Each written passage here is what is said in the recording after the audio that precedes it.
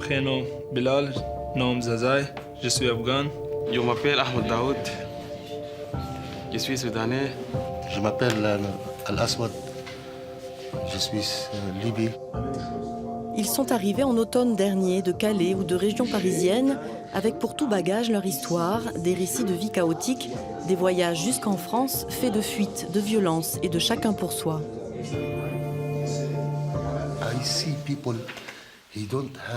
J'ai vu des personnes sans rien à manger, qui dormaient under dehors, the sous des arbres en Libye. Il y a beaucoup de bandes de voyous qui battent ces personnes, leur prennent leur argent, leur téléphone, et parfois leur proposent d'aller en Europe. Ils les mettent dans un bateau et go.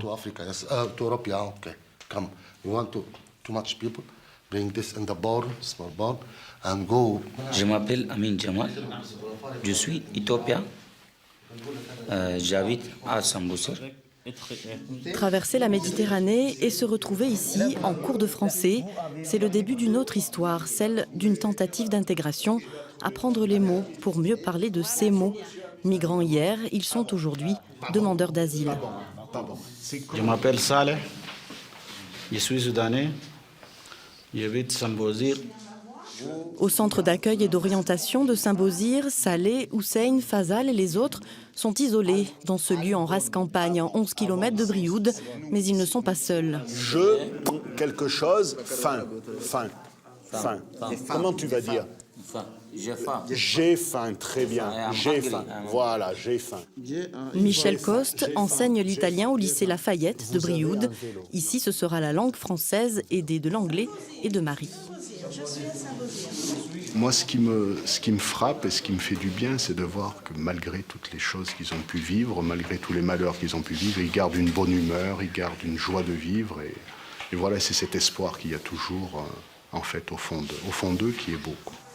Les salariés de l'association Léo Lagrange aident les accueillis à constituer leur dossier auprès de l'Office français de protection des réfugiés et apatrides. Ce dossier est constitué d'un récit, ce qu'on appelle un récit de vie, qui reprend tout leur parcours et qui est censé en fait montrer à l'OFPRA pourquoi ils demandent l'asile en France et pourquoi ils demandent le statut de réfugié au titre de la Convention de Genève. Chacun a une situation très particulière. En Afghanistan, en effet, c'est beaucoup la guerre, c'est les talibans qui sont très menaçants envers eux. En Éthiopie, c'est une ethnie qui s'appelle les Oromos qui est menacée par le gouvernement. Voilà, donc chaque situation est différente, mais en effet, ils fuient la guerre, la torture, le manque de liberté. Entretien individuel, suivi médical à l'hôpital de Brioude. Pour les 4 familles arrivées début janvier, les petits-enfants sont scolarisés au village. Chez Souira, 3 ans et demi, et ses parents, Rumpa et Sorawar, la vie recommence loin du Bangladesh où ils étaient menacés par le gouvernement. Sarowar, avocat, a fui les menaces de mort et les pressions alors qu'il défendait les opposants au régime bangladais. La police a attaqué ma maison. Ils ont tout détruit. Nous avons les photos.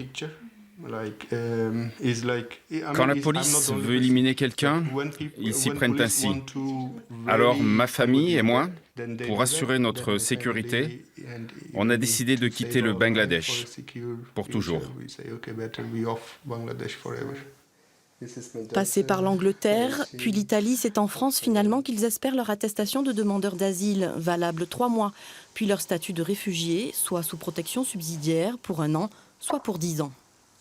Le passage en CAO, c'est vraiment considéré comme un moment de répit pour eux, où ils peuvent se reposer, prendre soin de leur santé, se restaurer et en effet se projeter, apprendre à se projeter par la suite, comprendre les démarches en France. Le processus de demande d'asile est quand même un processus qui est long et complexe, donc ils prennent vraiment le temps de comprendre tout ça. Je m'appelle Moktaba, je suis soudanais, je suis très content d'arriver à Sambousir.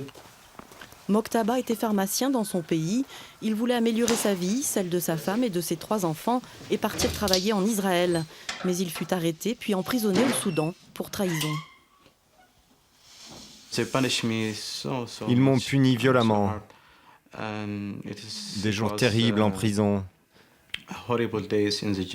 Des tortures psychiques et physiques. Psychotic punishment, physical punishment.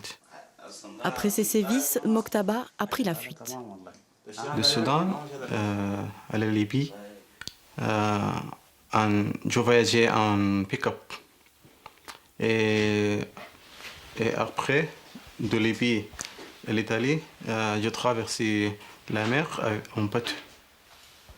Et après l'Italie, j'étais à France. Pour tisser des liens avec l'extérieur, des repas solidaires sont organisés une fois par mois afin de permettre la rencontre avec les habitants du secteur. L'occasion de mettre des prénoms aussi sur ces visages venus d'ailleurs. C'est très bien, il y a une très bonne ambiance. Voilà, pour se retrouver tous et pour bien montrer qu'on peut vivre ensemble.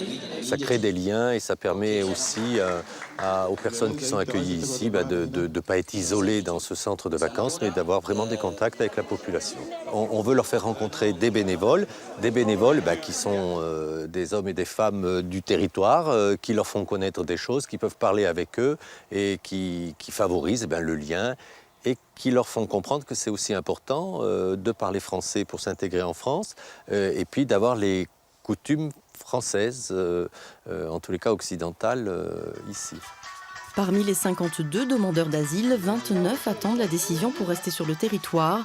3 ont obtenu le statut de réfugié pour 10 ans et 5 la protection subsidiaire d'1 an. Ces derniers se préparent à vivre en France. Ils auront pour cela une fiche familiale, un état civil et le droit de travailler. Ils étaient agriculteurs, infirmiers, pharmaciens ou avocats. Que vont-ils devenir dans quelques mois? Leur projet à eux, tout simplement, vivre en sécurité.